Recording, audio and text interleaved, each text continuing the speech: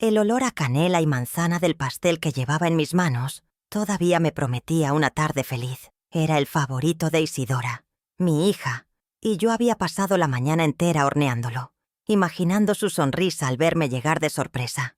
La llovizna de la tarde había refrescado las calles y el aroma de la tierra mojada se mezclaba con el dulce del postre, creando una atmósfera de paz que pronto sería destrozada. Caminaba despacio, saboreando el momento, pensando en cómo sus ojos, a veces tan tristes últimamente, se iluminarían. Quería llevarle no solo un pastel, sino un trozo de nuestro antiguo hogar, un recordatorio de que su madre siempre estaría ahí, con el calor del horno y del corazón. Qué ingenua era, caminando hacia la boca del lobo con una ofrenda de amor, sin saber que estaba a punto de presenciar la escena que congelaría mi alma y cambiaría nuestras vidas para siempre. Fue un grito ahogado, casi un susurro desgarrado por el viento, pero para el oído de una madre fue un estruendo que detuvo el universo. «Mamá, sálvame». La voz de mi Isidora, inconfundible, cargada de una angustia que jamás le había escuchado. Mi corazón dio un vuelco violento dentro de mi pecho, y el pastel, de repente, pesaba como una lápida de mármol. Solté la respiración que no sabía que contenía, y mis pies se movieron por instinto, llevándome más cerca, no hacia la puerta principal, sino hacia el costado de la casa, hacia la gran ventana del salón desde donde parecía provenir el lamento. El miedo era una garra fría en mi garganta. ¿Qué podía estar pasándole? Mi mente volaba imaginando accidentes, una caída, un dolor repentino, cualquier cosa menos la cruel realidad que me esperaba tras ese cristal. Me pegué a la pared fría y húmeda de la casa, el ladrillo áspero rozando mi mejilla mientras avanzaba con el sigilo de un ladrón en mi propia historia. El corazón me martilleaba en los oídos, un tambor de guerra anunciando la batalla que se libraba dentro. Cada paso era una tortura de anticipación. Al llegar al borde de la ventana me asomé con la punta de los dedos temblorosos, apenas lo suficiente para ver una porción de la escena. Vi la espalda ancha de Santiago, mi yerno, y supe de inmediato por su postura tensa que él era el centro del conflicto. Y luego la vi a ella, a la otra, una mujer joven, de cabello rubio y sonrisa afilada, sentada en el sofá de mi hija como si fuera su trono, sosteniendo una copa de vino con una suficiencia que me heló la sangre. Entonces, la voz de Santiago goteando veneno llenó el silencio. ¿Y qué esperabas, Isidora? ¿Que siguiera aguantando tus lloriqueos por esa vieja anticuada? Tu madre es un ancla, un recordatorio constante del miserable agujero del que te saqué. Es pobre, ignorante, y lo único que sabe hacer es hornear estúpidos pasteles. Cada palabra era un latigazo, no solo para mi hija, que estaba de pie, encogida, con el rostro bañado en lágrimas, sino para mí, la mujer invisible tras el cristal, la vieja, cuyo único crimen era amar sin medida. La otra mujer soltó una risita, un sonido cruel y metálico que se clavó en mi memoria. Vi la traición en su forma más pura. No era solo la infidelidad, era el desprecio profundo hacia todo lo que yo representaba. El pastel se resbaló de mis manos y cayó al suelo con un ruido sordo, rompiéndose en 1000 pedazos sobre el césped mojado. Pero yo no sentí nada. Mi cuerpo entero se había convertido en una estatua de hielo y dolor. El aire no llegaba a mis pulmones y mi vista se nubló, enfocando únicamente la figura destrozada de mi hija. Santiago la tomó bruscamente por el brazo, su agarre dejando marcas que yo podía sentir en mi propia piel. «Mírate, patética, siempre corriendo a buscar a tu mamita, pues ella no puede salvarte de esto, nadie puede». Y en ese instante, el mundo se detuvo. El amor de madre que me había llevado hasta allí se transformó en una furia silenciosa, fría y afilada como un fragmento de vidrio. El choque inicial dio paso a una certeza aterradora. Esto no era nuevo. Mi hija llevaba tiempo sufriendo en silencio. Observé el rostro de Isidora, una máscara de humillación y desesperanza. Sus ojos, los mismos que yo había visto brillar con sueños y alegría, estaban apagados, vacíos. Vi cómo suplicaba con la mirada a ese hombre que le había prometido amor y protección, y solo recibía a cambio crueldad. Y yo, su madre, que había movido cielo y tierra para que nunca le faltara nada, que había lavado ropa ajena, hasta que mis manos sangraron para pagar su educación. Estaba allí, impotente, viendo cómo destruían el tesoro más grande de mi vida. Me sentí la mujer más inútil del planeta, una espectadora de la demolición de su propio legado. Pero esa impotencia no duraría mucho. Era el combustible que necesitaba, el fuego que comenzaba a arder bajo el hielo de mi pena.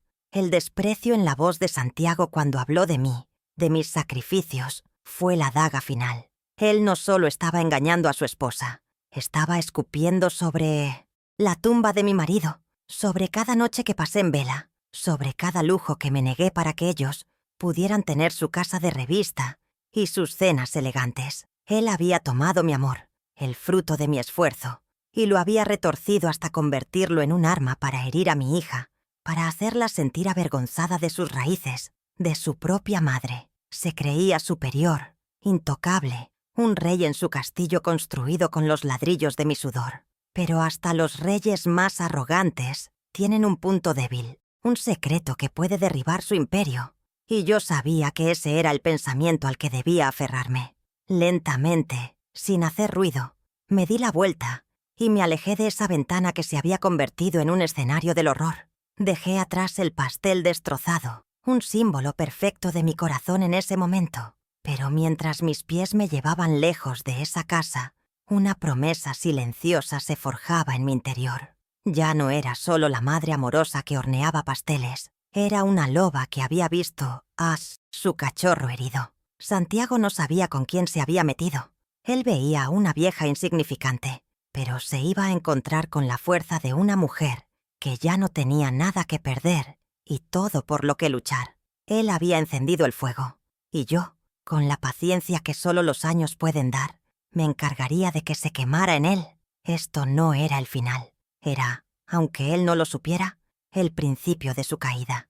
Mi nombre es Rosaura Medina y tengo 68 años. Hace ya más de una década que enviudé y desde entonces los días se han estirado, volviéndose largos y a veces silenciosos en esta pequeña casa que mi esposo y yo construimos con nuestras propias manos. Me sostengo con su modesta pensión, un dinero que estiro como si fuera una masa de pan para que alcance a cubrirlo todo, desde las medicinas para la artritis hasta la tierra nueva para mis geranios. Mi vida, hasta hace unas horas, era una sinfonía de pequeños rituales. El café de la mañana, la ropa secándose al sol, las charlas con las vecinas por encima de la cerca, una existencia tranquila, predecible, quizás para algunos aburrida, pero en esa calma aparente yo guardaba un universo de amor por mi hija, un amor que ahora sé que me hizo ciega y sorda ante la verdad más dolorosa.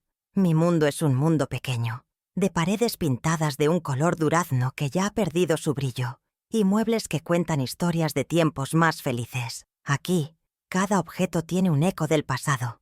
El sillón donde mi esposo leía el Cietios periódico. La mesa donde Isidora hacía sus deberes escolares. Vivo de recuerdos y de presentes sencillos. Aprendí a encontrar la felicidad en el florecer de una orquídea o en el sabor de una sopa de verduras hecha a fuego lento. Nunca ambicioné lujos ni riquezas. Mi única y más grande ambición siempre tuvo un nombre: Isidora. Por ella, convertí la escasez en abundancia, el cansancio en energía. Le di las alas que yo nunca tuve, cosiendo cada pluma con mis propios sacrificios, sin imaginar que un depredador se las arrebataría en pleno vuelo. La gente del barrio me ve como una mujer amable, quizás algo solitaria, una viuda de rutinas fijas. Me levanto con el sol, cuido de mis plantas como si fueran mis otras hijas, conversando con ellas, contándoles mis preocupaciones. Ellas, al menos, siempre escuchan y nunca juzgan. Luego barro la acera, un pretexto para intercambiar buenos días con doña Carmen, la de enfrente, y con el joven que pasea a su perro. Son interacciones breves, amables, que apenas rozan la superficie de mi existencia. Nadie sabe realmente lo que hay en mi corazón, el inmenso espacio que ocupa mi hija, la preocupación constante que me acompaña como una sombra. Esperaba sus llamadas como un sediento espera la lluvia, sin darme cuenta de que la sequía ya se había instalado en su vida. Si tuviera que definir mi mayor debilidad, mi talón de Aquiles, sería sin duda el amor desmedido que siento por Isidora. Desde que nació, se convirtió en el centro de mi gravedad, la razón de cada uno de mis esfuerzos. Verla feliz era mi único objetivo, y por alcanzarlo, fui capaz de justificar lo injustificable. Cuando Santiago apareció en su vida, con su traje caro y sus promesas de un mundo de éxito, quise creer que era lo mejor para ella. Quise ver en su ambición una garantía de seguridad para mi hija y en su arrogancia una simple muestra de confianza. Me negué a escuchar esa pequeña voz en mi interior que me advertía que el brillo de su sonrisa no le llegaba a los ojos. ¿Qué madre no quiere creer que su hija ha encontrado a un príncipe azul? Recuerdo pequeños gestos, comentarios al pasar que en su momento decidí ignorar. Aquella vez que se refirió a nuestra casa como acogedora pero pequeña, con un tono que no era precisamente un halago. O cuando criticó sutilmente un vestido que yo le había cosido a mano a Isidora, sugiriendo que comprara algo más moderno. Yo misma le decía a mi hija que no fuera tan sensible, que los hombres, a veces, no medían sus palabras, que lo importante era que la amaba y la cuidaba. ¡Qué tonta fui! Estaba tan desesperada por verla instalada en esa vida de ensueño que él le ofrecía, que me convertí en cómplice de mi propia invisibilidad, permitiendo que él, poco a poco, fuera construyendo un muro entre nosotras, un muro hecho de vergüenza y desprecio. Mi esposo, Ricardo, era un hombre de pocas palabras pero de una sabiduría inmensa. Él siempre me decía: «Rosaura, no te fíes de quien pisa fuerte para que lo oigan, sino de quien deja huella sin hacer ruido». Cuánta falta me hace ahora su consejo, su mano firme sobre la mía. Él habría visto a Santiago con una claridad que mi amor de madre me impidió tener. Ricardo era un hombre de tierra, de trabajo, de honor. Me enseñó que la verdadera riqueza no está en la cuenta del banco, sino en la dignidad con la que uno se mira al espejo cada mañana. Y aunque su ausencia es un vacío permanente, su recuerdo es mi fortaleza. Siento que, de alguna manera, él está a mi lado en este momento, dándome el coraje que necesito para hacer lo correcto. Siempre he sido una mujer resiliente, de esas que se doblan con el viento pero nunca se quiebran. La vida me ha dado muchos golpes, la pérdida de mis padres, las dificultades económicas, la muerte de mi amado esposo. De cada prueba, he salido con más arrugas en la cara pero con la columna más recta. Quizás por eso, por mi apariencia de mujer sufrida pero dócil, Santiago pensó que yo era inofensiva, un mueble viejo en la vida de su esposa, una reliquia a la que se le tiene un poco de lástima pero que no representa ninguna amenaza. Ese fue su más grave error de cálculo. No entendió que el agua mansa, cuando se la provoca, puede convertirse en una inundación capaz de arrastrarlo todo a su paso. Con el tiempo, las visitas de Isidora se fueron espaciando. Las llamadas se volvieron cortas, casi telegráficas. «Estoy bien, mamá. Mucho trabajo», era su respuesta habitual. Yo sentía la tensión en su voz, la alegría forzada. Le preguntaba por mi nieto, Diego, y ella me decía que estaba bien, pero evitaba mis invitaciones para que viniera a casa a comer. Santiago siempre tenía una excusa, un compromiso social, una reunión importante. Me convencí a mí misma de que era el precio del éxito, que su vida era muy diferente a la mía, pero en el fondo de mi alma sentía el frío de su ausencia, la dolorosa certeza de que la estaba perdiendo, de que mi hija se estaba convirtiendo en una extraña para mí. He dedicado más de 40 años de mi vida a ser madre, y lo hice con cada fibra de mi ser. Renuncié a estudiar, a tener un trabajo que me gustara, a comprarme un vestido nuevo, todo para que ella tuviera lo mejor. Mis manos, ásperas y agrietadas por la lejía de lavar ropa ajena, son el mapa de mis sacrificios. Cada surco en mi piel cuenta la historia de una noche sin dormir, de una preocupación, de un sueño cumplido para ella, a costa de uno propio. No me arrepiento de nada, porque lo hice por amor. Lo que me desgarra el alma es ver que todo ese esfuerzo ahora es usado por ese hombre como un arma para humillarla, para hacerla sentir que sus orígenes son una mancha en su vida perfecta. Pero hoy, frente a esa ventana, Algo dentro de mí ha cambiado para siempre. La Rosaura sumisa y complaciente se ha quedado atrás, junto a los restos de ese pastel de manzana. Ha despertado una leona que no sabía que existía. Mi vulnerabilidad, ese amor incondicional por mi hija, se ha convertido en mi mayor fortaleza, en el motor de mi nueva determinación. Ya no se trata de aguantar ni de justificar, se trata de actuar. Él cree que me ha vencido, que nos tiene a las dos bajo su control, pero lo que no sabe es que ha subestimado el poder de una madre herida, y yo voy a usar todo lo que soy y todo lo que tengo para devolverle a mi hija la vida y la dignidad que él le ha robado. ¿Y tú? ¿Qué habrías hecho en mi lugar? Cuéntamelo en los comentarios. Mi hija, mi única hija, se llama Isidora. Tiene 38 años y una inteligencia brillante para el diseño. Un don que yo siempre supe que poseía, incluso cuando era una niña que dibujaba palacios en los márgenes de los periódicos viejos. Antes de que su vida se enredara con la de Santiago, éramos inseparables, dos piezas del mismo corazón. Compartíamos todo, desde una taza de café por la tarde hasta los secretos más profundos. Recuerdo nuestras risas, tan frecuentes y sonoras que las vecinas decían que nuestra casa siempre estaba de fiesta. Ella era mi confidente, mi orgullo, la prueba viviente de que todos mis desvelos habían valido la pena. Pero poco a poco, sin que yo me diera cuenta del veneno que se filtraba, esa complicidad se fue agrietando, dando paso a un silencio incómodo y a una distancia que hoy se siente como un abismo insalvable. En medio de esta creciente oscuridad, mi nieto Diego es el único rayo de sol que logra atravesar las nubes. A sus 10 años, tiene la risa de su madre y los ojos curiosos de su abuelo Ricardo. Es un niño noble, cariñoso, y cada vez que me abraza siento que el mundo vuelve a tener sentido. Él es mi alegría más pura, la continuación de nuestro linaje. Sin embargo, hasta ese pequeño tesoro me ha sido arrebatado sutilmente. Santiago siempre encuentra una excusa para que Diego no pase tiempo conmigo. Que si tiene demasiadas tareas, que si clases de tenis, que si un cumpleaños de un amigo de su prestigiosa escuela. Sé que son pretextos para alejarlo de mi mala influencia, de la abuela que vive en un barrio humilde y que no encaja en su mundo de apariencias. El arquitecto de toda esta desdicha es Santiago Ríos, un hombre de 42 años, con una apariencia impecable y una sonrisa estudiada que, al principio, logró engañarme a mí y a todos. Parecía el hombre perfecto, ambicioso, exitoso y aparentemente enamorado de mi hija. Él y mi Isidora se conocieron en el mundo del diseño y la construcción, y juntos fundaron una empresa que rápidamente prosperó. Yo vi su ambición como una virtud, una fuerza que impulsaría a mi hija hacia el éxito que tanto merecía.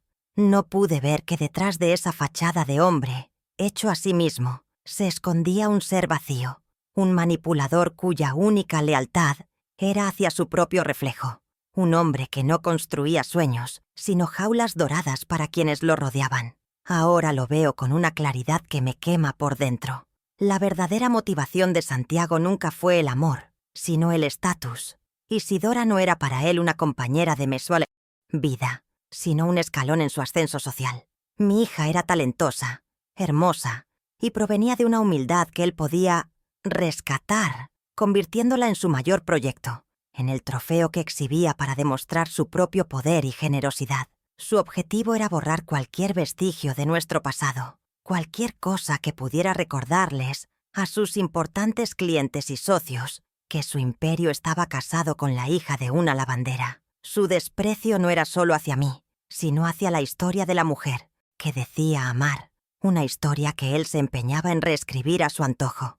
Para Santiago, yo soy la mancha en su currículum perfecto. Soy la suegra incómoda, la personificación de la pobreza y la sencillez que él tanto aborrece.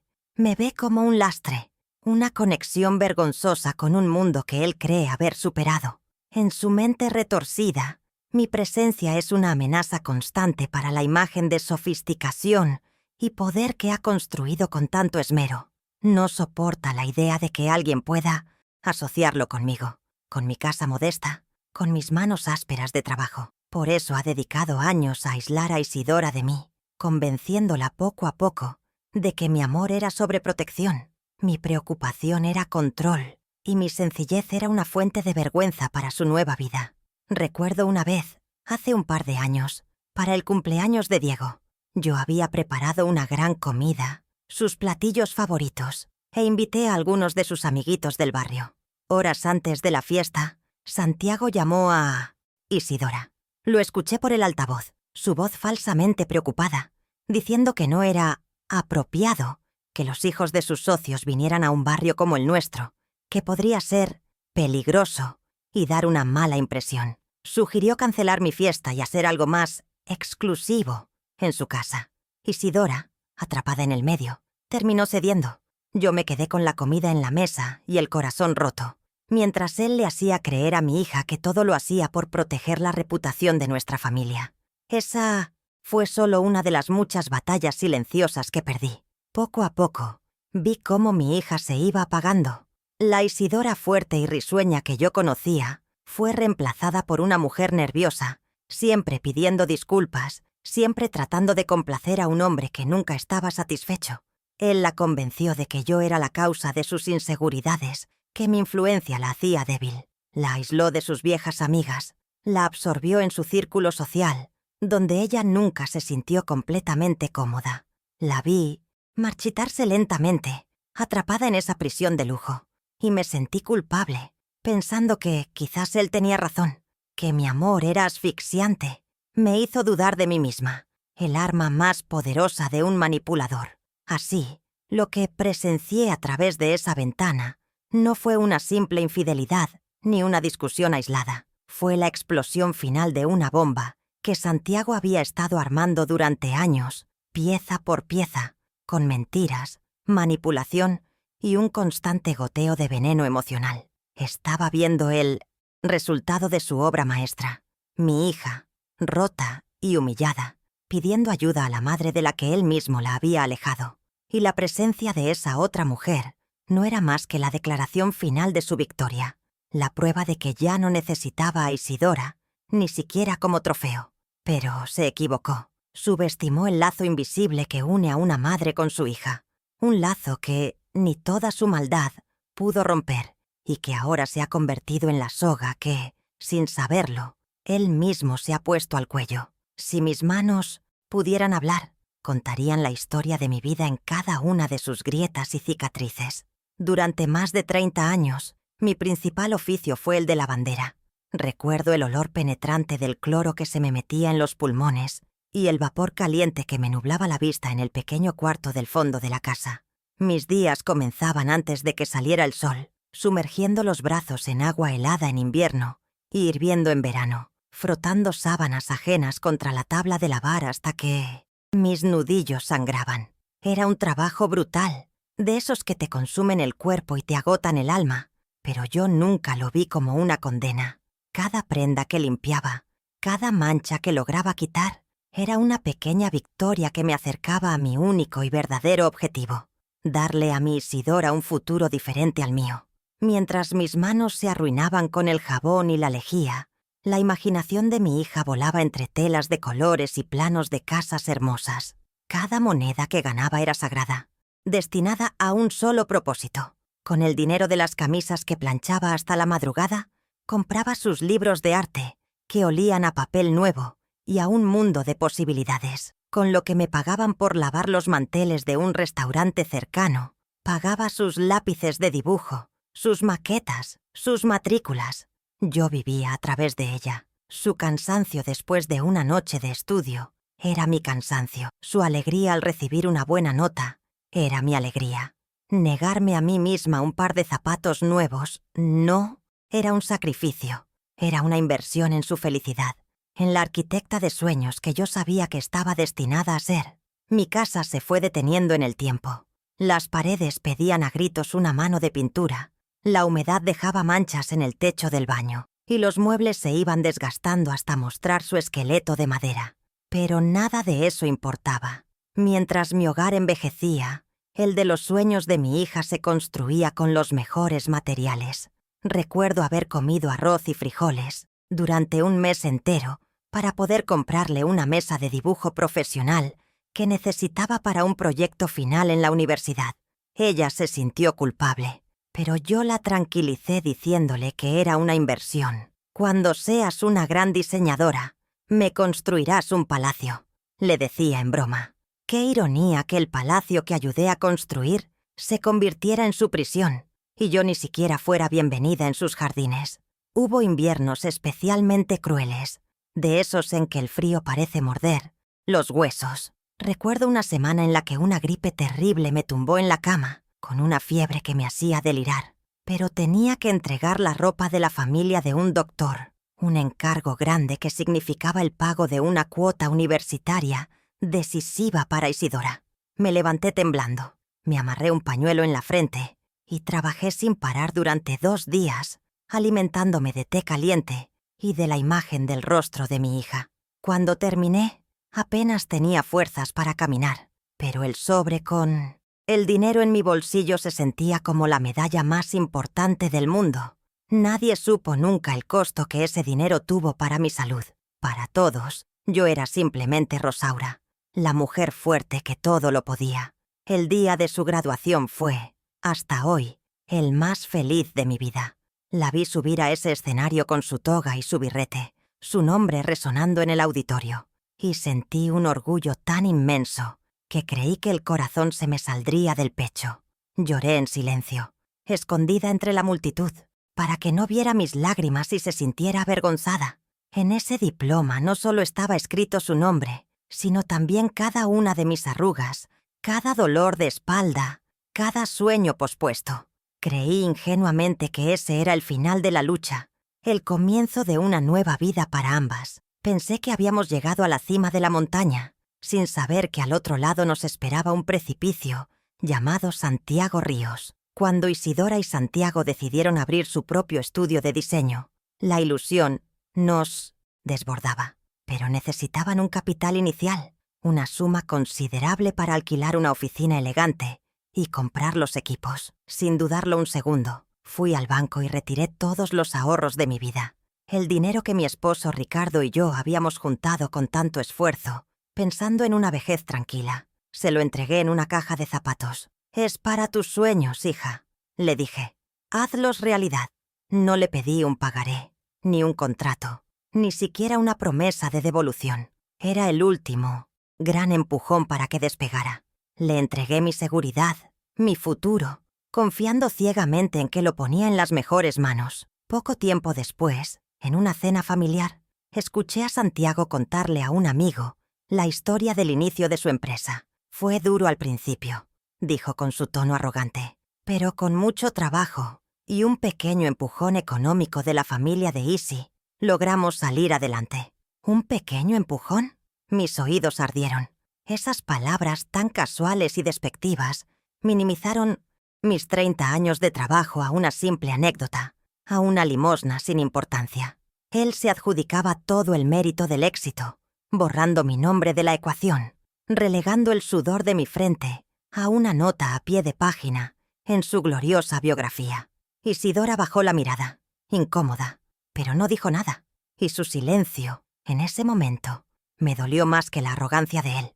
Lo que ellos nunca entendieron, o no quisieron entender, es que yo no solo les di dinero, les di mi tiempo, mi salud, mi juventud. Les di las horas que no dormí, las comidas que me salté, las lágrimas que tragué en silencio, para que ellos no tuvieran que preocuparse por nada más que por su éxito. Mi sacrificio no fue una transacción financiera, fue una ofrenda de vida. Yo no esperaba que me devolvieran el dinero, ni que me compraran regalos caros. Lo único que anhelaba a cambio era respeto, gratitud, un lugar de honor en la mesa que yo misma había ayudado a construir. Quería que mi nieto supiera que su abuela fue una mujer que luchó para que su madre pudiera cumplir sus sueños. Ahora veo el contraste brutal entre nuestras vidas. Mientras yo sigo en mi casita detenida en el tiempo, remendando mis vestidos y contando las monedas para llegar a fin de mes, ellos viven en una mansión con piscina, conducen autos de lujo y visten ropa que cuesta más que mi pensión de un año entero. Su oficina, que he visto solo en fotos, es un despliegue de mármol y cristal, un monumento al éxito que se cimentó sobre mis manos, desolladas. Y no siento envidia de su riqueza. Que se la queden toda. Lo que me desgarra es la injusticia, el olvido, la crueldad de usar esa riqueza para humillar a la misma persona que la hizo posible. Por eso, el desprecio que escuché en la voz de Santiago no fue solo un insulto, fue la profanación de mi historia, un escupitajo sobre el altar de mi sacrificio. Al llamarme vieja anticuada y pobre, no solo me estaba ofendiendo a mí, estaba anulando cada día de mi esfuerzo, cada gota de sudor, cada renuncia hecha por amor. Estaba declarando que mi vida y mi lucha no valían nada, y es por esa razón, por la memoria de mi esposo, por la dignidad de mi trabajo y por el futuro de mi hija y mi nieto, que esta historia no puede terminar así. La justicia no vendrá con gritos ni con venganza, sino con la misma paciencia y estrategia con la que yo ahorré moneda a moneda, lavando la ropa sucia de otros para construir un futuro que ahora debo reclamar. En medio de este torbellino de dolor y rabia, el recuerdo de mi esposo Ricardo ha vuelto a mí con una fuerza arrolladora. Él no solo me dejó el legado de su amor y su entereza, sino también un último secreto, una promesa susurrada que yo había guardado en el rincón más polvoriento de mi memoria. Ricardo era un hombre que miraba más allá del horizonte. Mientras yo me afanaba en el día a día, en la lucha por la supervivencia inmediata, él sembraba en silencio las semillas de un futuro que yo no podía ni imaginar. Me decía que la vida era como la tierra, que a veces hay que comprar un terreno que parece inútil y pedregoso, y tener la paciencia de esperar a que la lluvia y el tiempo lo conviertan en un campo fértil. Ahora, sus palabras resuenan en mi mente como una profecía a punto de cumplirse. Recuerdo la tarde en que llegó a casa con una carpeta de cartón bajo el brazo, los ojos brillándole de un modo especial. Estaba emocionado, como un niño con un juguete nuevo, pero al mismo tiempo había una solemnidad en su gesto que me hizo entender que se trataba de algo importante. No me dijo nada al principio, solo me pidió que le preparara un café bien cargado y que me sentara con él en la mesa de la cocina. Desplegó unos papeles con sellos y firmas, un plano que yo no entendía, lleno de líneas y números. Eran las escrituras de un pequeño lote de tierra en las afueras de la ciudad, en una zona que en aquel entonces no era más que un descampado lleno de matorrales y olvido. Yo lo miré sin comprender la razón de su alegría. «He comprado nuestra seguridad, Rosaura», me dijo tomando mis manos ásperas entre las suyas. «Esto no es nada ahora. Lo sé. Parece una locura gastar nuestros pocos ahorros en este pedazo de nada. Pero la ciudad crece, mi amor. Siempre crece en esta dirección. Y un día, cuando ya no estemos para cuidar de nuestra hija, o cuando tú más lo necesites, este pedazo de tierra será tu fortaleza, será tu voz cuando creas que te la han quitado». Sus palabras estaban tan llenas de certeza que, a pesar de mis dudas, le creí. Vi en sus ojos el amor de un hombre que no solo se preocupaba por el pan del día siguiente, sino por la dignidad de la mujer que amaba para el resto de su vida. Con mucho cuidado, dobló los documentos y los deslizó entre las páginas del viejo álbum de fotos de nuestra familia. Lo puso justo detrás de una fotografía de Isidora en su primer día de escuela, con su uniforme impecable y una sonrisa a la que le faltaba un diente. «Aquí», me dijo, «para que nunca olvides por quién lo hicimos, para que nuestros recuerdos protejan nuestro futuro». Y allí se quedaron esos papeles durante más de 20 años, durmiendo entre las imágenes de nuestra felicidad pasada, un tesoro escondido a plena vista. Cada vez que hojeaba el álbum para revivir un momento feliz, mis dedos rozaban el sobre que contenía nuestra arma secreta, sin ser plenamente consciente del poder que guardaba en su interior. A lo largo de los años, las profecías de Ricardo comenzaron a tomar forma. Las noticias locales hablaban de la expansión urbana, de cómo grandes constructoras estaban comprando terrenos en esa zona olvidada para construir centros comerciales y complejos residenciales. Cada noticia era un pequeño eco de la voz de mi esposo, pero yo, inmersa en mi rutina y en las preocupaciones por Isidora, nunca le di la importancia que merecía. Pensaba en ello como un pequeño colchón para mi vejez, algo para no ser una carga. No me detuve a investigar su valor real, quizás por miedo, quizás porque una parte de mí no quería despertar ese poder antes de tiempo. El destino, sin embargo, tiene una manera muy peculiar de elegir el momento exacto para cada cosa. Ahora, sentada en la soledad de mi cocina, con el amargo sabor de la traición en la boca, entiendo el verdadero significado de las palabras de mi esposo. La seguridad que él me legó no era solo económica, era el poder de defenderme, la capacidad de luchar por la justicia, la herramienta para reconstruir la vida de mi hija. Ese terreno no es solo tierra y piedras, es el último acto de amor de Ricardo, su manera de cuidarme desde el más allá. El secreto ha dejado de ser un recuerdo consolador para convertirse en mi plan de batalla. Es hora de abrir ese viejo álbum de fotos, no para llorar por el pasado, sino para desenterrar el futuro. Santiago cree que me ha dejado sin nada, pero está a punto de descubrir que soy dueña del mismo suelo sobre el que él quiere construir sus próximos castillos de arena. Los días que siguieron a esa tarde terrible fueron una lección de hipocresía. La primera llamada de Isidora fue 3 días después. Su voz al otro lado de la línea era un hilo delgado y tenso, tratando de sonar normal, preguntando por mis plantas, por mis dolores, por cualquier banalidad que pudiera llenar el abismo de silencio que se había abierto entre nosotras. No mencionó el grito, ni la pelea, ni la mujer. Comprendí de inmediato que Santiago la había aleccionado, que la había obligado a tejer un velo de normalidad sobre la herida abierta. Le seguí la corriente, con el corazón hecho un nudo, sintiendo cada palabra falsa como si masticara vidrio. Era la primera vez en mi vida que mi hija y yo hablábamos en un idioma de mentiras, y ese fue el primer indicio de la profundidad del control que él ejercía sobre ella. Decidí que necesitaba verla, mirar sus ojos sin el filtro del teléfono. No podía llegar exigiendo respuestas, eso solo la pondría a la defensiva y la encerraría más en su jaula. Así que usé un pretexto sencillo, el más maternal de todos. Le llevé una cesta con los tomates y pimientos de mi pequeño huerto. Cuando me abrió la puerta, mi corazón se encogió. Isidora parecía una sombra de sí misma. Estaba más delgada, con unas ojeras profundas que el maquillaje no lograba ocultar. Pero lo que más me alarmó fue la forma en que instintivamente intentó ocultar su muñeca izquierda con la manga de su blusa. Alcancé a ver una mancha oscura, un moretón que gritaba la verdad que su boca se negaba a pronunciar.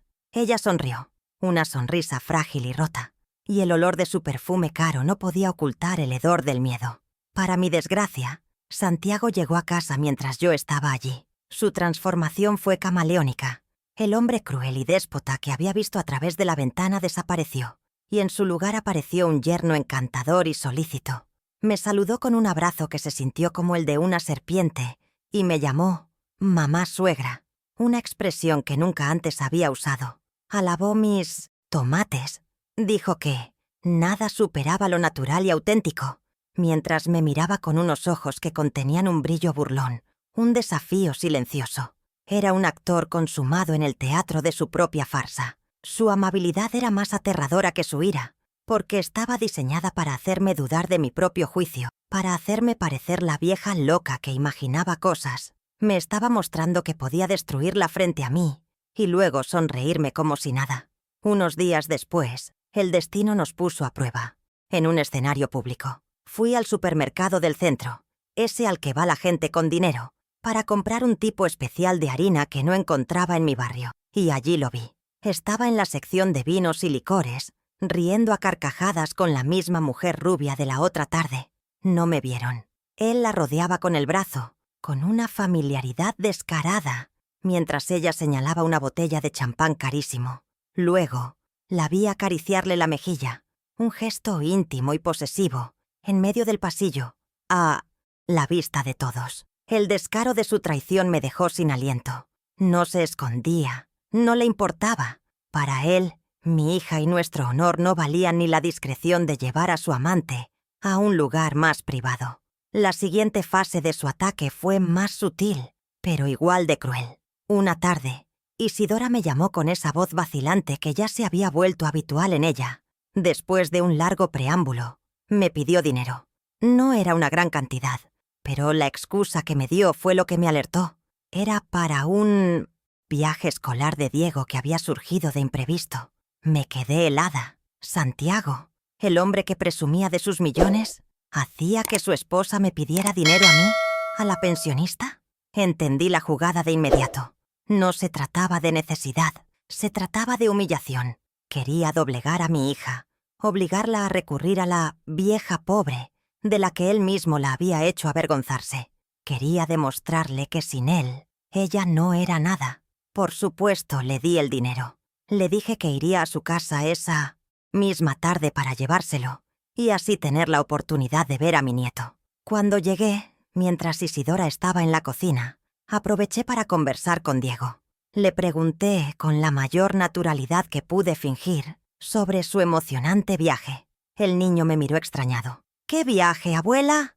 La única excursión que tuvimos fue al Museo de Ciencias, y fue el mes pasado.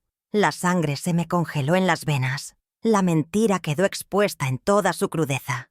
No solo la estaba manipulando, sino que la estaba obligando a usar a su propio hijo como peón en su juego perverso.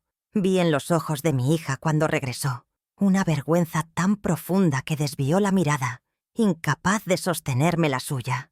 El fin de semana siguiente fue la feria de ciencias en el colegio de Diego. Santiago, como uno de los principales benefactores de la institución, fue invitado a dar el discurso de apertura. Desde mi asiento en la última fila, lo vi subir al estrado, todo sonrisas y falsa modestia. Habló del futuro, de la importancia de la educación y de dar a los hijos las oportunidades que uno nunca tuvo. Y entonces lanzó su dardo envenenado. «Todos venimos de algún lugar», dijo, haciendo una pausa dramática. «Y no hay que avergonzarse de los comienzos humildes. De hecho, a veces son el mejor incentivo para triunfar y no quedarse estancado». Al decir esto, su mirada se desvió por una fracción de segundo hacia mí. Nadie más lo notó, pero yo sentí la bofetada.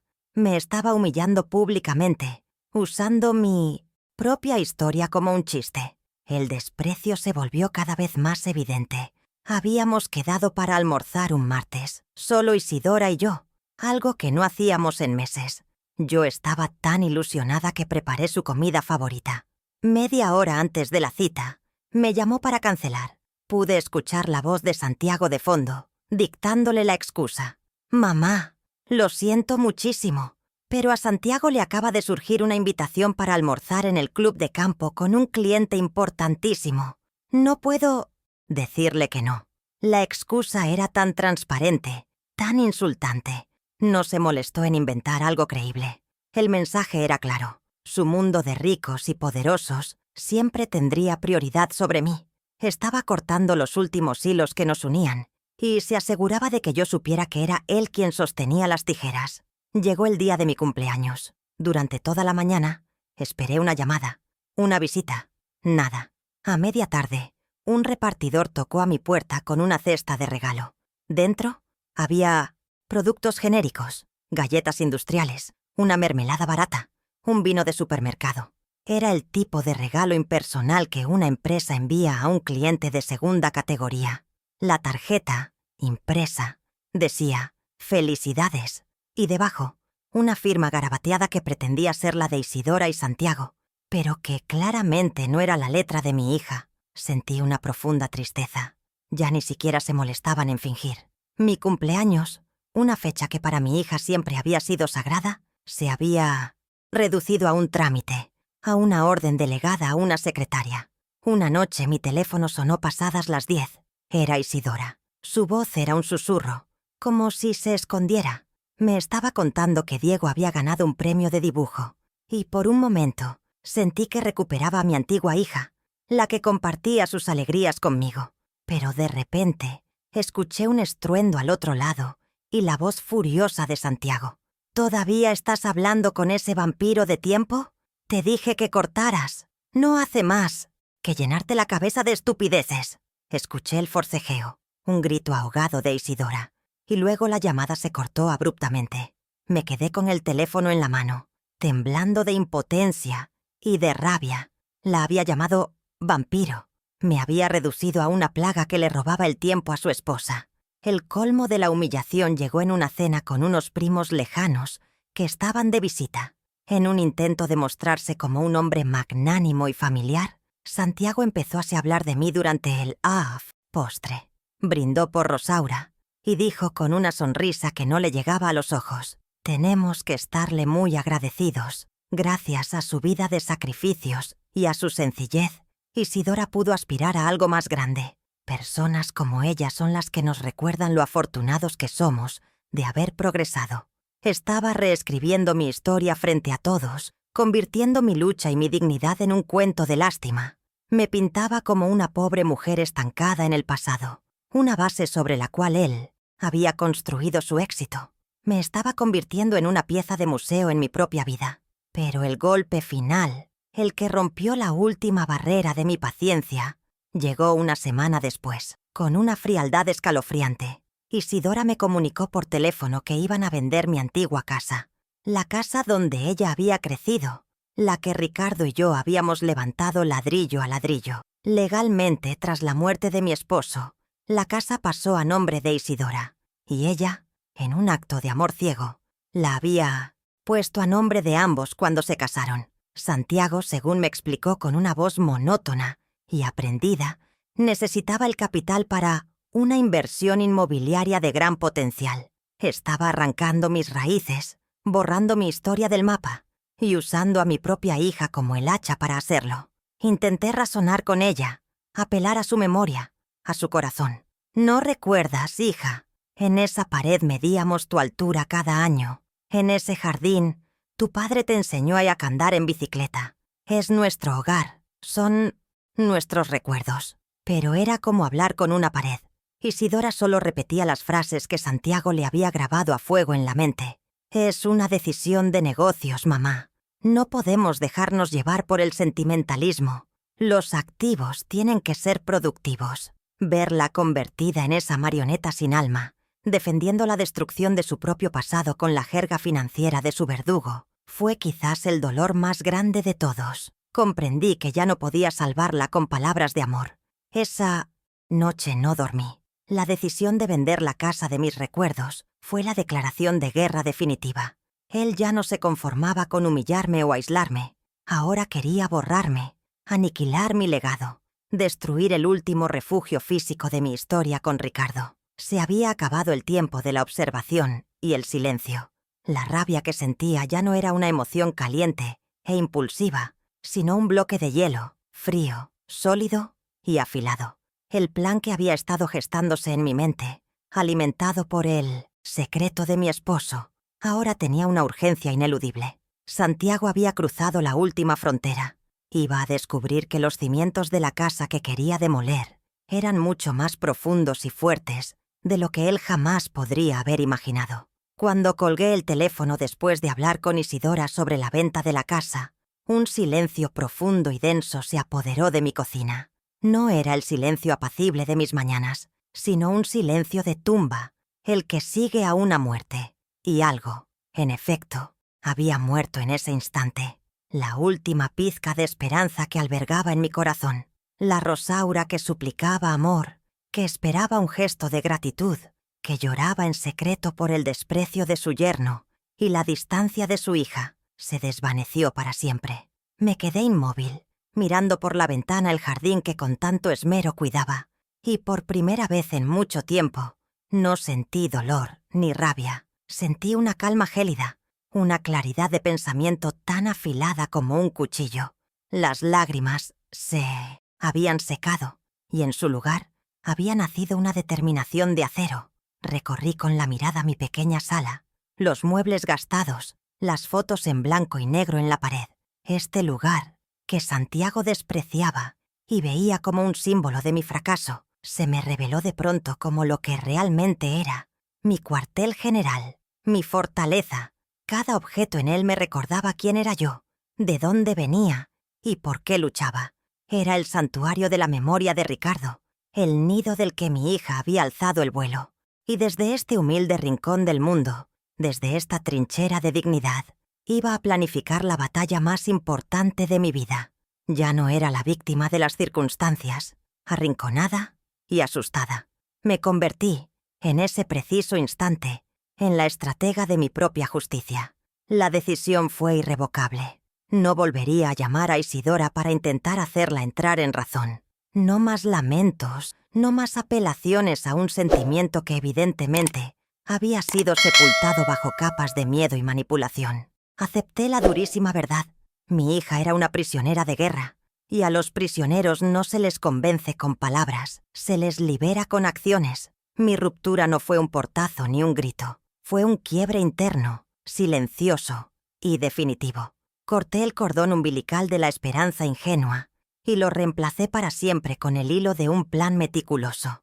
El amor de madre seguiría siendo mi combustible, pero ahora estaría guiado por la cabeza y no solo por el corazón herido, con una parsimonia que me sorprendió a mí misma. Me levanté de la silla y caminé hacia mi dormitorio. Mis pasos ya no eran los de una anciana cansada, sino firmes y decididos. Abrí el viejo armario de cedro que olía a naftalina y a tiempo, y saqué el pesado álbum de fotos familiares. Mis manos no temblaban. Lo llevé a la mesa de la cocina y lo abrí con cuidado. Pasé la página de nuestra boda, la del bautizo de Isidora, y me detuve en la foto de su primer día de colegio. Detrás de su sonrisa sin dientes estaba el sobre, amarillento que mi esposo había guardado hacía tantos años. Lo saqué y lo sostuve en mis manos. Ya no era un simple recuerdo. Era mi arma, mi herencia, la llave que abriría la puerta de la jaula de mi hija. Esa noche, la mesa de mi cocina se transformó en un escritorio de guerra. Mientras la ciudad dormía, yo desplegué los viejos documentos bajo la luz de la única bombilla. Las escrituras, el plano, las notas de mi esposo. Los estudié con una concentración feroz, tratando de entender cada cláusula, cada número. El aroma del café recién hecho se mezclaba con el olor a papel antiguo. En esa misma mesa donde había amasado el pan para alimentar a mi familia, ahora estaba amasando mi estrategia. Me sentía más viva que nunca. La mujer que había pasado décadas sirviendo a los demás, ahora se estaba sirviendo a sí misma, preparando el plato más importante de su vida. Un plato de justicia silenciosa que se sirve frío. Al amanecer, con el plan tomando forma en mi cabeza, di el primer paso, concreto. Busqué en una vieja agenda el número de Javier Torres, un buen amigo de Ricardo de sus tiempos en la construcción, ahora convertido en un abogado respetado. No había hablado con él en años, desde el funeral de mi esposo. Marqué su número con el corazón latiéndome un poco más rápido. No de miedo, sino de anticipación. Sabía que tenía que ser cautelosa. No podía revelarle todo por teléfono. Necesitaba su consejo profesional. Pero primero tenía que medir el terreno, asegurarme de que la lealtad a su viejo amigo seguía intacta. Cada movimiento a partir de ahora debía ser calculado. Cuando Javier contestó, su voz sonaba somnolienta, pero se aclaró en cuanto me identifiqué. «Rosaura, qué sorpresa. ¿Está todo bien?» Mantuve mi tono lo más sereno y práctico posible. «Todo bien, Javier. Gracias por preguntar. Disculpa la hora. Te llamo porque he encontrado unos papeles viejos de Ricardo, algo sobre un terreno que compró hace mucho tiempo, y la verdad es que no entiendo nada. Me preguntaba si podrías echarles un vistazo y darme tu opinión». No había emoción en mi voz, solo la consulta de una viuda un poco perdida. Acordamos vernos en su despacho al día siguiente. Colgué el teléfono y respiré hondo. La primera pieza del dominó había sido empujada. Una vez que colgué el teléfono, una sensación desconocida para mí se instaló en mi pecho. El peso de la impotencia que me había oprimido durante años se había evaporado, reemplazado por un sentimiento de poder y propósito. Por primera vez desde que Santiago entró en nuestras vidas, no me sentía a la defensiva, reaccionando a sus golpes. Ahora era yo la que estaba a la ofensiva. Tenía un secreto, tenía un plan y tenía un objetivo claro. El camino sería, sin duda, largo y difícil, pero ya no caminaba a ciegas, sabía a dónde iba.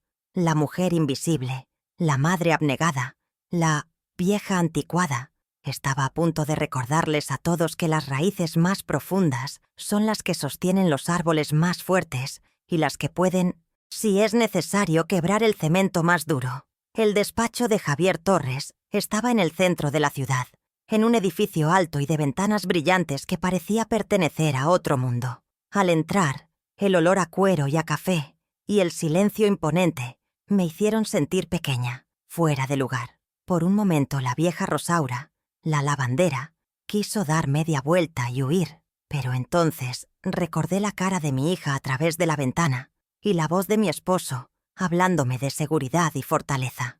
Enderecé la espalda, apreté la cartera que contenía los documentos y caminé con una dignidad recién descubierta hacia el hombre que me esperaba con una sonrisa amable. Javier no vio a una anciana asustada, sino a la viuda de su amigo, y eso me dio el coraje que necesitaba para empezar.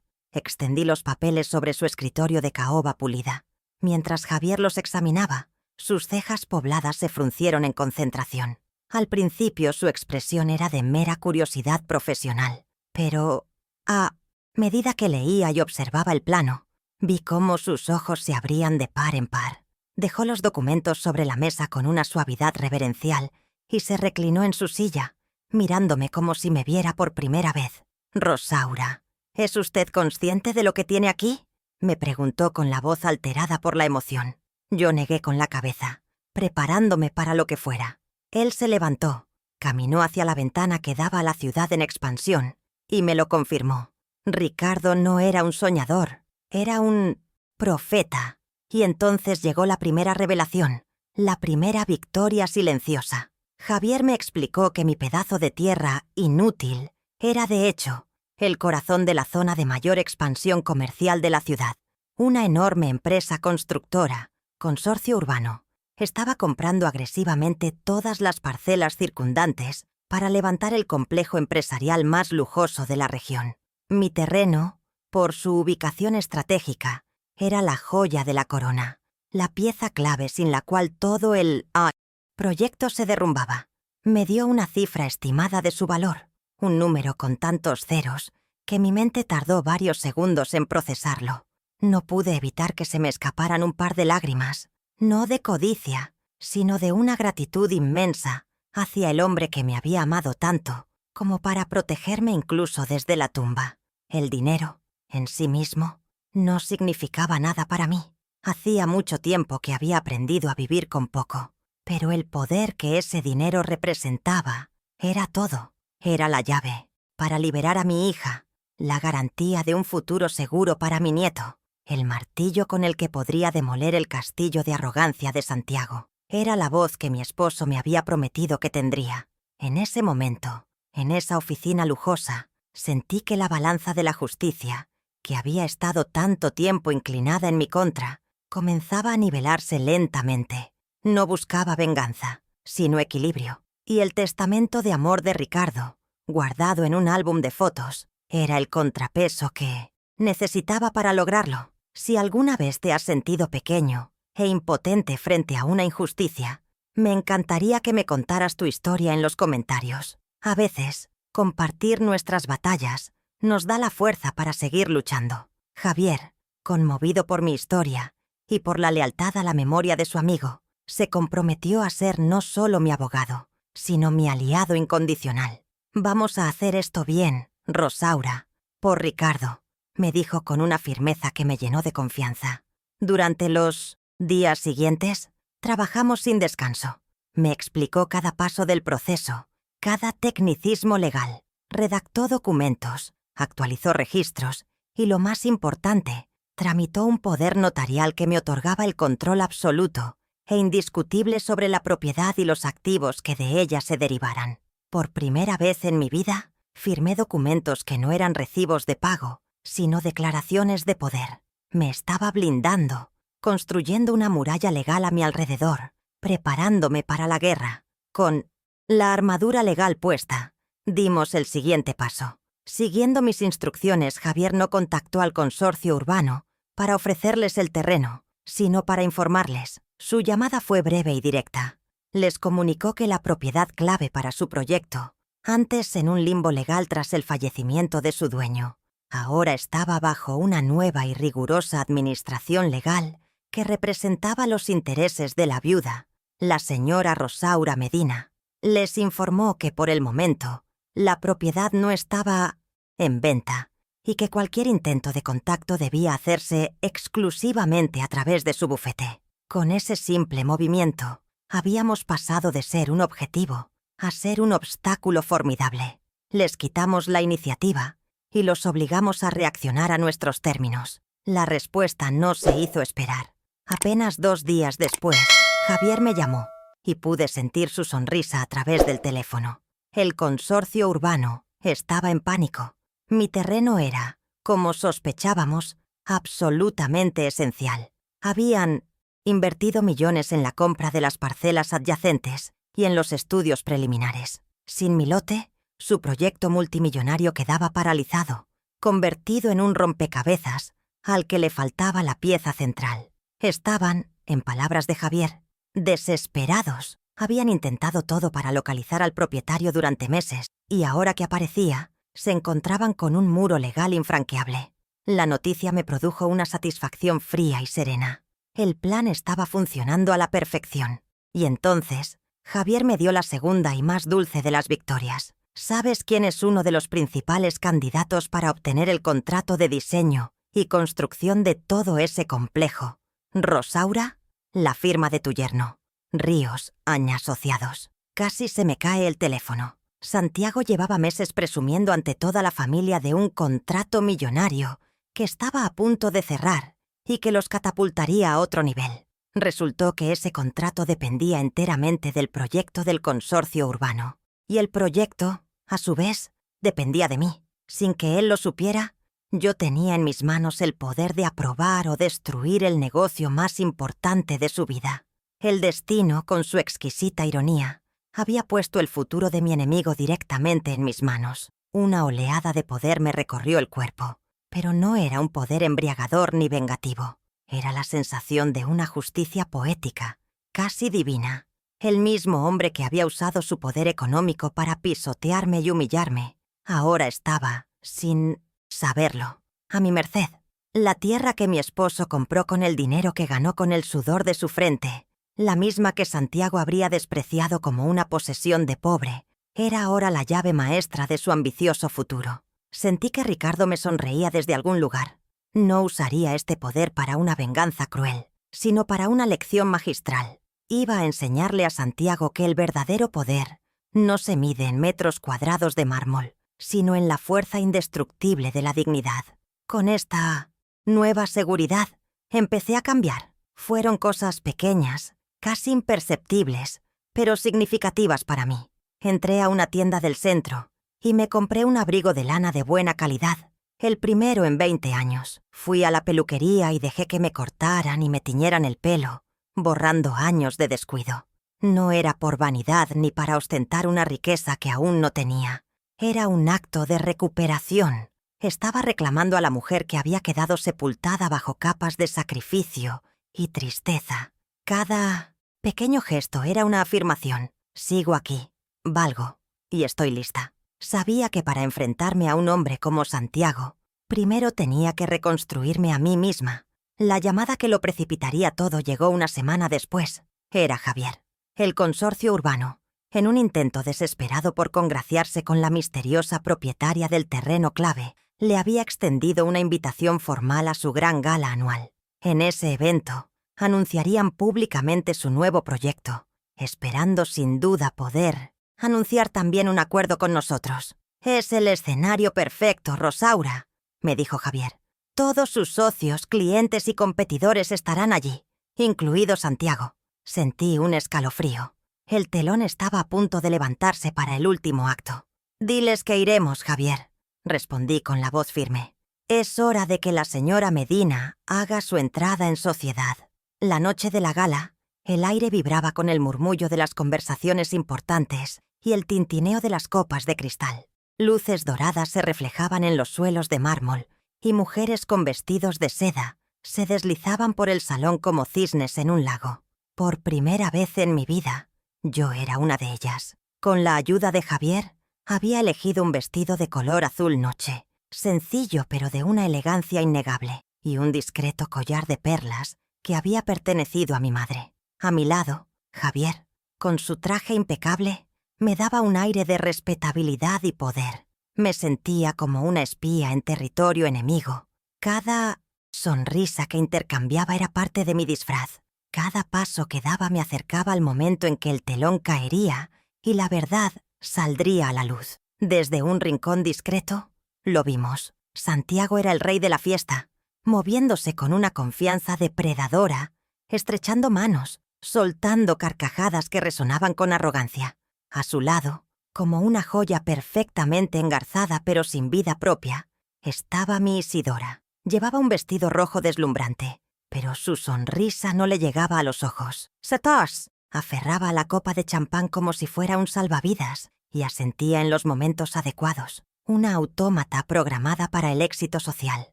Verla así, tan hermosa y tan rota, me causó un dolor agudo en el pecho, pero también avivó el fuego de mi resolución. No estaba allí para destruirla a ella, sino para romper la jaula y devolverle las alas que él le había arrancado.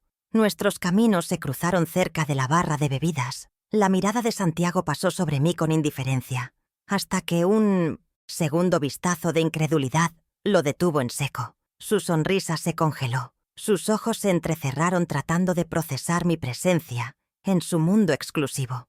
Una mueca que mezclaba la sorpresa con el desdén se dibujó en su rostro. Vi cómo se disculpaba de su círculo de admiradores y se dirigía hacia nosotros, con el paso de un terrateniente que encuentra a un intruso en sus dominios. Isidora lo siguió, su rostro una máscara de confusión y pánico al verme allí. El momento que había ensayado en mi mente 1000 veces estaba a punto de comenzar. Santiago se creía el director de la obra, pero no sabía que yo había reescrito el guión completo. Su voz, cuando finalmente habló, goteaba un sarcasmo apenas disimulado. «Vaya, vaya, mamá suegra. ¡Qué sorpresa! ¿Se ha perdido buscando la entrada de servicio?». La ofensa fue tan burda, tan predecible, que ni siquiera me inmuté. Antes de que yo pudiera responder, Javier dio un paso al frente, extendiendo su mano con una frialdad profesional. «Santiago Ríos, un placer. Soy Javier Torres, el asesor legal de la señora Medina». La palabra asesor legal colgó en el aire, cargada de implicaciones. La sonrisa de Santiago vaciló. Su mirada pasó de mí a Javier, tratando de conectar las piezas de un rompecabezas que no entendía.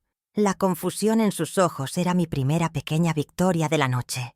Empezaba a darse cuenta de que la vieja a la que despreciaba no había ido allí a servir canapés. Justo en ese momento, las luces bajaron y un hombre subió al escenario. Era el director general de Consorcio Urbano, un hombre de cabello plateado y sonrisa satisfecha. Todas las conversaciones se apagaron. Empezó su discurso hablando del futuro, de la innovación y de un proyecto que cambiaría el perfil de la ciudad para siempre. Mientras hablaba, proyectaban imágenes del espectacular complejo empresarial en una pantalla gigante. Sentí la mirada de Santiago sobre mí, ahora cargada de una furia contenida. Discretamente, Javier y yo nos movimos hasta quedar cerca del escenario, a la vista de todos. El corazón me latía con fuerza, un tambor anunciando que la hora de la verdad había llegado. El discurso alcanzó su punto culminante. «Este sueño», proclamó el director, «no sería posible sin los socios adecuados, visionarios que comparten nuestro empuje y nuestra excelencia». Santiago se irguió, infló el pecho y le lanzó una mirada triunfante a Isidora. Era su momento, la consagración pública que tanto anhelaba. Se ajustó el nudo de la corbata, listo para subir al escenario y recibir los aplausos que sentía que se merecía. El director hizo una pausa dramática, creando suspense antes del gran anuncio. «Y por eso es un honor para mí anunciar que la firma encargada de liderar el diseño de este magnífico proyecto será…». El mundo pareció contener la respiración, pero sobre todo, el mundo de Santiago. Pero el nombre que todos esperaban nunca fue pronunciado. En ese preciso instante, con una calma impecable, Javier dio un paso adelante. «Disculpe, señor director. Le ruego me perdone la interrupción». Su voz, amplificada por el micrófono del atril más cercano, resonó en todo el salón. «Mi nombre es Javier Torres, y antes de que continúe, creo que es imperativo que todos los presentes escuchen unas palabras de una de las principales interesadas en este proyecto». El director lo miró estupefacto. Todas las cabezas se giraron hacia nosotros. Santiago se quedó de piedra, con la sonrisa triunfal congelada en una mueca de horror. Entonces, Javier me cedió el paso, y yo caminé hacia la luz. Tomé el micrófono que un asistente me ofrecía mis manos firmes, mi mirada fija en la audiencia. Buenas noches. Mi nombre es Rosaura Medina. Mi voz sonó clara y fuerte, sin un atisbo de duda. He oído hablar con gran entusiasmo de este maravilloso proyecto. Un proyecto que, según parece, depende enteramente de la adquisición de un conjunto de terrenos. Pues bien, resulta que la parcela central, la más importante de todas, la que hace posible todo lo que ven en esa pantalla, me pertenece. Un murmullo de asombro recorrió la sala.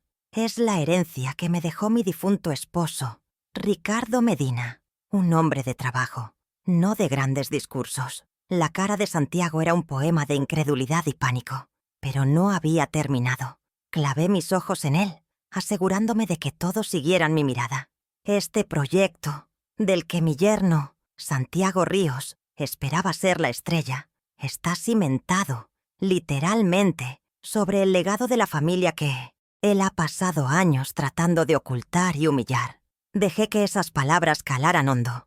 Un hombre que desprecia sus orígenes no es digno de construir el futuro. Un hombre que maltrata y traiciona a la mujer que le dio su talento y su confianza, mi hija Isidora, no merece celebrar ningún éxito. Hice una señal a Javier, quien discretamente le entregó una carpeta al director del consorcio. Dentro, no solo había documentos legales, sino pruebas irrefutables de la doble vida de Santiago. El clímax fue devastador y silencioso. No hubo gritos, solo la verdad cayendo como una guillotina. Santiago estaba paralizado, su rostro pálido como el mármol, su imperio de apariencias derrumbado en cuestión de segundos ante la élite de la ciudad. El director del consorcio miraba los documentos con el ceño fruncido, su rostro pasando de la confusión a la ira, pero la imagen más importante era la de Isidora. Lo miró a él, al hombre que la había destruido, y luego me miró a mí, a la madre que había vuelto de las cenizas para salvarla. Y en sus ojos, por primera vez en mucho tiempo, vi una chispa. No era de amor por mí, todavía no, pero era algo más importante. Era el primer destello de respeto por sí misma. Había recuperado a mi hija. Mi misión estaba cumplida.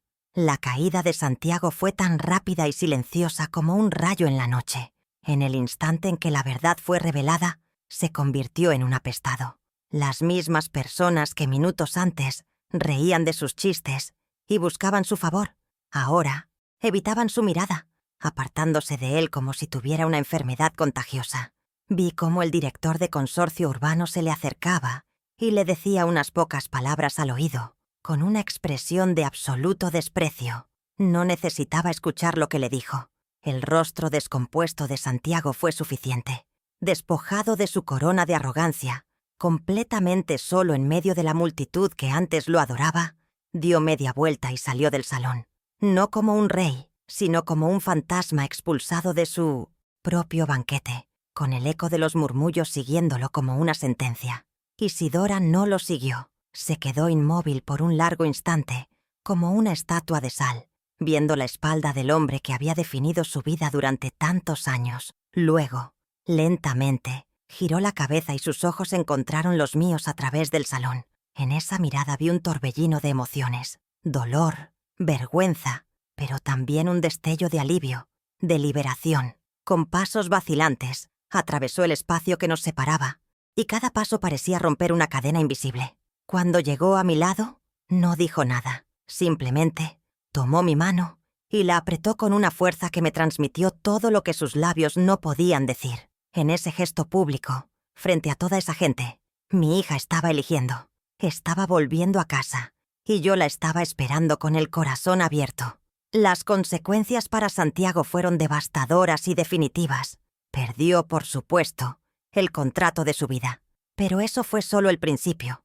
El clamor, escándalo de su traición personal y su fraude moral, se extendió por la ciudad como un reguero de pólvora. Los clientes más importantes, temerosos de ver su nombre asociado al suyo, cancelaron sus proyectos. Sus socios, furiosos por el engaño y el riesgo para la reputación de la firma, iniciaron acciones legales para disolver la sociedad. Su imperio financiero, construido sobre una base de mentiras y apariencias, se desmoronó como un castillo de naipes. Perdió su estatus, su credibilidad y el respeto que tanto le había costado fabricar, se convirtió en la personificación del fracaso. Un hombre rico en dinero, pero absolutamente indigente en dignidad. Yo, por mi parte, no me mudé a una mansión, ni empecé a vivir una vida de lujos extravagantes. El dinero nunca fue mi objetivo. Mi mayor victoria fue la paz. Con una parte de las ganancias de la negociación del terreno, renové mi pequeña casa, la misma que Santiago despreciaba. La pinté de un color durazno brillante, arreglé el techo y convertí el patio en un jardín frondoso donde ahora juego con mi nieto. Me convertí en la matriarca silenciosa y fuerte de mi familia, administrando los recursos con la sabiduría que me dieron los años de escasez. Mi riqueza no se mide en saldos bancarios, sino en la tranquilidad de mi conciencia, en la libertad de mi hija y en la risa de mi nieto resonando entre mis rosales. La negociación con Consorcio Urbano fue mi primer acto como la nueva mujer en la que me había convertido. Asesorada por Javier, no me limité a vender el terreno por una cifra astronómica. Propuse un acuerdo de sociedad, asegurando una participación en los beneficios del futuro complejo. Y puse una condición innegociable. Un porcentaje de esas ganancias se destinaría a perpetuidad a la creación de una fundación con el nombre de mi esposo, Ricardo Medina, dedicada a otorgar becas de estudio a madres solteras y a mujeres de bajos recursos que quisieran terminar su educación. Quería que mi lucha personal se transformara en una oportunidad para miles de otras mujeres que, como yo, habían sacrificado todo por sus hijos. Isidora renació de sus propias cenizas. El proceso de divorcio fue rápido y discreto. Santiago, completamente derrotado, no opuso resistencia. Los primeros meses fueron duros para ella. Un doloroso proceso de desintoxicación emocional y de reconstrucción de su autoestima. Con mi apoyo y el de un buen terapeuta, empezó a sanar. Finalmente reunió el coraje para abrir su propio estudio de diseño. Uno pequeño, basado en su inmenso talento, y no en la ostentación. Su nombre comenzó a ser reconocido por su creatividad y su ética de trabajo. Dejó de ser la esposa de un hombre poderoso para convertirse en la dueña de su propio destino. Una mujer más fuerte y sabia por las cicatrices que llevaba. Nuestra reconciliación fue un camino lento, pavimentado con conversaciones honestas y muchas lágrimas. Tuvimos que aprender a hablar de nuevo, sin los filtros del miedo y la culpa. Ella me pidió perdón por su ceguera, por su silencio, y yo le pedí perdón por no haberme dado cuenta antes de su sufrimiento. No fue fácil, pero nuestro amor era más profundo que las heridas. Reconstruimos nuestra relación sobre cimientos nuevos y sólidos, el respeto mutuo, la admiración y una honestidad a toda prueba. El perdón llegó, no como un acto de olvido, sino como la decisión de seguir adelante juntas, más unidas que nunca. El rompimiento con Santiago, por supuesto, fue absoluto y para siempre. Él desapareció de nuestras vidas. Hoy, mi vida es plena. Disfruto de las cosas simples. Cuidar de mi nieto Diego, tomar café con Isidora en el jardín, conversar con mis vecinas. Mi historia se conoce en el barrio y la gente me saluda con un respeto que nunca antes había sentido. No me ven como la millonaria, sino como la mujer que luchó por su familia y ganó. Cumplí la promesa que le hice a mi esposo. Usé su legado para proteger a nuestra hija y asegurar mi dignidad. Descubrí que la verdadera fuerza no reside en el dinero ni en el poder, sino en la capacidad de transformar el dolor en justicia y la justicia en un futuro mejor. No solo para los tuyos, sino para todos los que vienen detrás. Si algo he aprendido en este capítulo final de mi vida, es que nunca, bajo ninguna circunstancia, se debe subestimar el poder que yace en el corazón de una madre. Creemos que el amor maternal es suave, que es un refugio de ternura y cuidados, y lo es. Pero cuando un hijo está en peligro, cuando su dignidad es pisoteada y su espíritu está siendo aniquilado, ese amor se transforma en la fuerza más formidable de la naturaleza. Deja de ser un nido tibio para convertirse en un ejército, y cada acto de sacrificio del pasado se convierte en un arma para la batalla del presente. Yo pensaba que era una mujer débil, una simple anciana, pero la amenaza contra mi hija Me hizo descubrir a la leona que dormía en mi interior, una que lucharía hasta el final por su manada. La historia ha demostrado una vez más que la verdadera riqueza no se cuenta en billetes ni se exhibe en mansiones. Santiago lo tenía todo: dinero, éxito, admiración, pero su fortuna estaba construida sobre cimientos de arena, sobre el desprecio, la mentira y la falta de gratitud. Y por eso se derrumbó con un solo soplo de verdad. La auténtica herencia, la que perdura, es la que nos dejó mi esposo Ricardo. Un legado de honor, de visión y de amor incondicional. El valor de su tierra no estaba en los millones que nos dio, sino en la lección que contenía: que el mayor tesoro que puedes legar a tu familia no es lo que tienes, sino lo que eres, y que la dignidad es la única propiedad que nadie te puede embargar. Que mi historia sirva como un recordatorio para aquellos que, en su afán por subir, se avergüenzan de sus raíces y escupen sobre el plato que les dio de comer. El mayor error de Santiago fue despreciar mi pasado humilde, sin entender que fue precisamente en ese suelo de sacrificio y esfuerzo donde se forjó la fuerza que le permitió a mi hija y a él mismo tener éxito. Querer borrar tus orígenes no te hace más grande, te hace más pobre, porque te arranca el alma y te deja vacío. La verdadera nobleza no consiste en olvidar de dónde vienes, sino en honrar cada paso del camino, especialmente a aquellos que caminaron sobre piedras para que tú pudieras tener un sendero más fácil. Nunca es tarde para encontrar tu voz. Durante casi 70 años fui una mujer silenciosa, que aguantaba, que servía, que ponía las necesidades de los demás por encima de las suyas. Creía que mi tiempo ya había pasado, que mi papel en el mundo era el de ser una sombra discreta. Pero la vida me enseñó que la edad no marchita la fuerza, solo la concentra. A todas las mujeres que me escuchan, a todas las que se han sentido invisibles, ignoradas o subestimadas, les digo: dentro de ustedes hay una historia de resistencia, un pozo de sabiduría y una fortaleza que ni ustedes mismas conocen.